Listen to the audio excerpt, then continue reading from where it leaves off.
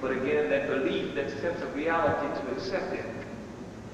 The food has become so poisoned that it has begun to affect the health and well-being of people.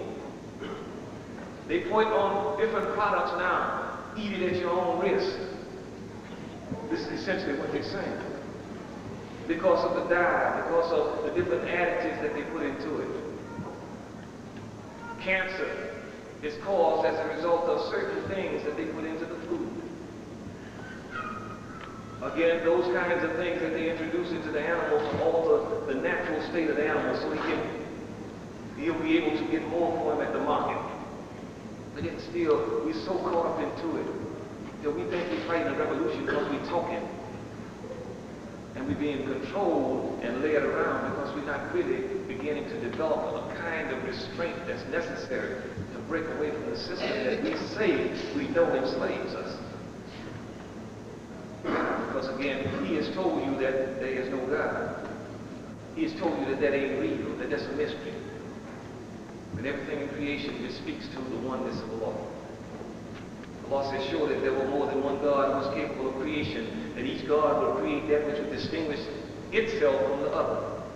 So you might look up and see a round moon and a square sun, or something that destroys the symmetry, but you don't see that.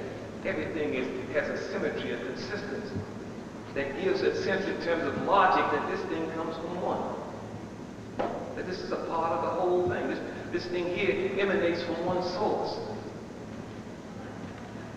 So again, that whole sense that Allah has given us fasting as a program, as a tool, to begin to refine our sense of awareness and develop that level of consciousness where we can be ready for struggle, where we can indeed engage in struggle. Fasting that you may learn self-restraint. Fasting is an armor that keeps you, that protects you away from the AIDS and the herpes and the different kinds of diseases that have been put out there. Why? Because he says fasting curbs the passion. The prophet was asked one time by his companions who were going on an expedition. They were going out to fight. And they were leaving their wives and their mates, so they asked the prophet, he said, it is lawful for us to castrate ourselves. Is castration lawful? He said, our castration is fasting. Because again, it begins to curb, and it gives you the advantage over the physical self, the animal self, the appetite. It allows you to control the emotion. That's very important in a day and age where you got herpes and you got AIDS and you got the venereal diseases that began to eat penicillin. This is the age in which the law says that those plagues would come upon them. As the plagues came upon the people during the time of Moses, there were certain plagues that Allah sent upon them as a result of their transgression. And Allah in the Quran deals with one of the signs of the last hour. He says, and he will allow a beast to arise that will speak to them. He said, and he will allow a beast, he says, and when the word is fulfilled or proved true against them, then he will allow a beast to come forth to speak to them. The word that is used for beast in this instance, and Allah uses different words in Qur'ans to convey the meanings. The word beast in this instance, Allah uses it in different levels. Not only does he talk about the beast in terms of the animals, the four-legged creatures, but he talks about the beast in the sense that Allah says, and the worst of beasts is he who is deaf. So one says, well, there's certain animals that are deaf, so that don't necessarily convey that Allah is talking about men. But then Allah says, and the worst of beasts in the sight of Allah are those who will not believe. And the only animal that Allah has created that we know of that has capabilities of iman, of faith, of belief is man. So Allah in the language of Quran deals with the fact that man is also a beast. So it is that level of developing the highest sense of man, that level of struggle that makes man go to the spiritual level that distinguishes him from the beast. And that beast is not relegated to any color. Allah says in terms of the races of men, he says he created the races and divided them into nations and tribes, that men might get to know each other, not that they would despise each other. The best of them amongst you is he who is most righteous. The companions of the prophet asked him, what is righteousness? He said, good behavior. The best amongst men are those with the best behavior. To be black is necessary, but it ain't sufficient. Some of the worst folks you're going to run into are going to be black, and it ain't no accident. For Allah has placed Iman, He has placed faith in the hearts of all people. And it's how you develop that faith. You talk about in terms of the ability of those people who fight against you to penetrate and infiltrate your ranks. Why? Because you deceive yourselves into thinking that race has some relevance in terms of truth. No relevance in terms of truth. He understands the concept that if you're going to fight a green soldier, you're going to need a green soldier. But he tells you that you have to relegate yourself to one group, so therefore you go about and you assume that everybody look like you is about what you're about.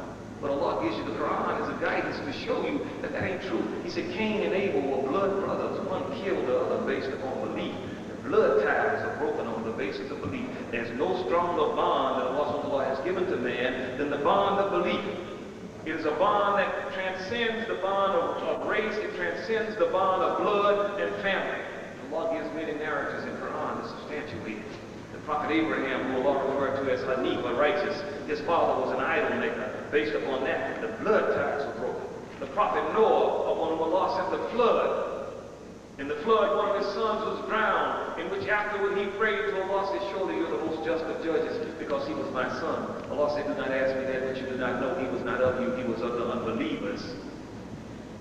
So again, that whole sense of how we evaluate things. If our means of measuring and evaluation is not in terms of the guidance that Allah has given us, we won't be successful. We won't be successful. The Prophet said that he who is not given to good deeds will not be hastened forth by genealogy. He who is not given to good deeds will not be hastened forth by genealogy. It don't make no difference if you got kings and queens in your ancestry if you can't do good. If you can't practice what's right. So again, that whole sense of criteria, the practice that Allah gives us. Fasting, that you may learn the disciplines that's necessary to separate yourself from those things that are wrong, to be a witness for justice even against yourselves. Charity. The word zakat, which is a pillar of Islam, literally means to take from what you have as a means of purifying what you keep. So charity is that pillar in Islam, that practice that again begins to make the social hookups. Because man is not benevolent by nature. That is one of the attributes of Allah. Man has to train himself to want for his brother what he wants for himself. And that training comes through understanding giving. Giving. If a man can't sacrifice money, what make him think he's going to sacrifice his life for somebody else? You practice. You train yourselves to do that. And the last pillar is the pillar of Hajj, a pilgrimage, in which also the Lord has commanded upon man to make the pilgrimage to the first house of worship that was erected for mankind. Many of us are familiar with it as a result of Al-Malik and his visit in terms of Mecca, and he's coming back and talking about Islam and what he saw. But in that sense, again, we see that Allah issues a call and men respond to the call. In this life where we have a choice. So again, in the next life where we don't have a choice, when Allah issues the call, then the soul will be inclined to follow. And it will follow. So again, I've been given a notice that my time in terms of speaking has elapsed a bit.